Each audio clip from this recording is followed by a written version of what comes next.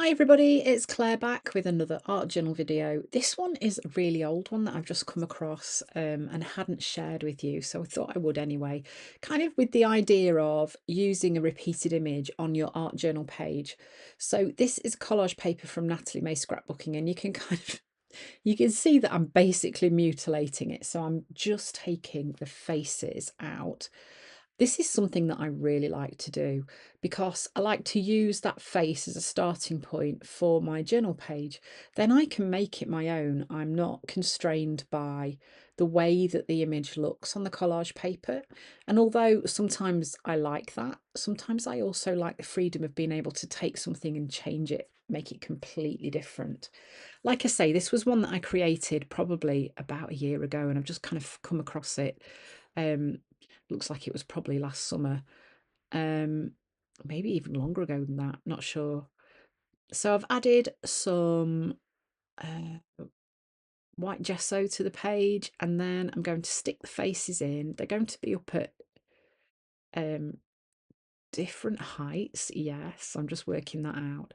So when you do something like this, obviously I won't be leaving that floating up there because I really don't like things floating around on my journal page. I'm going to find a way to ground those images onto my page so that it kind of makes sense, because at the minute it does not. They are just three heads floating around.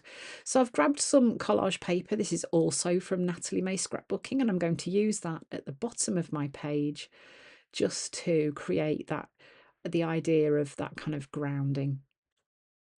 I'm mostly matching it up. Again, I'm going to use matte medium to stick those in place.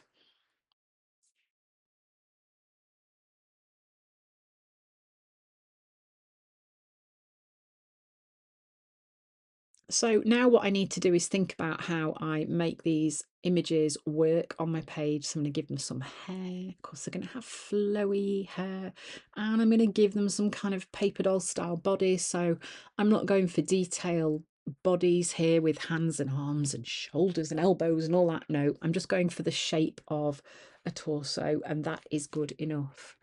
So now to start with some colours, and I'm going to go with the hair first. So for me, completing that part gets me started. I can work my background around the hair that I've painted in. Also helps me know what kind of space I've got left to play with.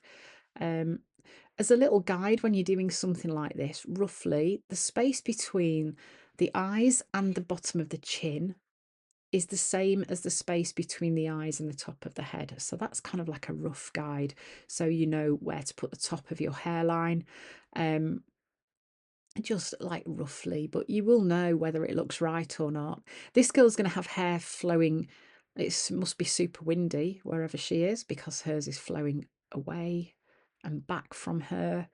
But when you're creating in your art journal, it doesn't have to be real. It doesn't have to, like, it doesn't have to make sense. It can be what you want it to be. And that is, for me, one of the joys of art journaling and being creative like this, is that it's freedom to just do whatever you want. So if you want one to have hair flowing away like it's really windy, and the others to look like they've just come out the hairdressers, you can do that. That's okay.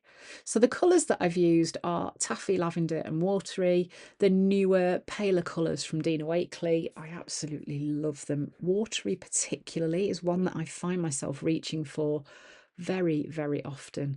It's such a lovely colour, particularly to use in backgrounds as well, because it isn't too in your face and it's just really pretty. Okay, so just giving those a dry, and then yeah, going in with a bit of reductive stenciling. I was like, why have I dried that? And then I'm trying to lift the paint off, but I've put some lavender on the top and done a bit of reductive stenciling. Putting the paint on with my finger, you get a really nice soft application doing it that way. And then popping the stencil on and lifting it off. So remember, squeeze your baby wipe out before you lift, because otherwise, if it's super juicy, it'll leak under and you won't get a nice effect when you do your reductive stenciling. The stencil is one that, it's from Natalie May Scrapbooking. It's one that Nat designed. Here I've used sunshine over the top of the pink, and then this is taffy over the top of the lavender. Same process. So I've used different colours, but the same idea, and that way that kind of gives it a cohesiveness. Then I wanted to add a bit of colour to that bottom part of the journal. So that looks like magenta. Yeah, and I have taken the little lid out of the end of that paint just because they get to a point where before I chop them in half, I end up just dipping the paintbrush in. Sorry about my head in the frame here. I think this is black, yeah. So I've started off quite pigmented and I'm just pulling that colour down just so it kind of blends out a little bit to the bottom of the body. I quite like that I can see those brush marks in there, and I'm doing the same on this lady on the left as well. That gives me a nice background to work on, and there isn't a lot of black on my page at the minute, so this is starting to bring those elements of contrast. And because I haven't gone in with a really heavy layer of black, it's not too in your face. So now I'm just adding some marks to the hair. So even all these months ago, I still had teeny tiny Stabilo pencils. They've lasted well. It just shows, hang on to them when they get really small, and they are a bit more tricky to use, but you can still get more life out of them. And I'm just doing that on all the hair, all the faces, just to add a bit more definition to those. Now I'm starting to pull some colour behind. This is one of the lovely round brushes from Dina Wakley. It's lovely, lovely soft bristles and perfect for creating like this. And again, I'm washing out that acrylic paint, so adding a little bit of water to my brush, which means I can just pull that pigment around a bit more and create more of watercolour effect. Using some of the same colours over the top, so I actually think that might be turquoise. Going in with those kind of nice stripes just to bring some contrast and keeping those vertical. So I'm doing them in all the same way for the background there. And then my dotty stamp, of course, have to go in with my dotty stamp. I like to add this round the edges generally. Some text, little bits of text, not the whole stamp. And I've grouped these ladies together and they're just slightly off center. Then I'm going to go in with my white pen, find your, I think this says find your piece, your inner piece. I'm going to go with a few layers over these letters just so that they get a bit more pigmented and they stand out a bit more.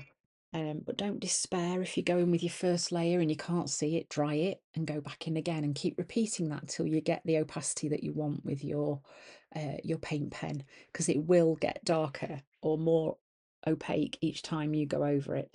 So here's the finished page. Really effective. Using odd numbers as well is something that's worth remembering on your journal pages. So using a repeated image on an art journal page is a great way to create a really nice, impactful journal page. So thanks for watching. I hope you've enjoyed the video. Don't forget to subscribe and like to see more videos when they go live. And I hope to see you again soon.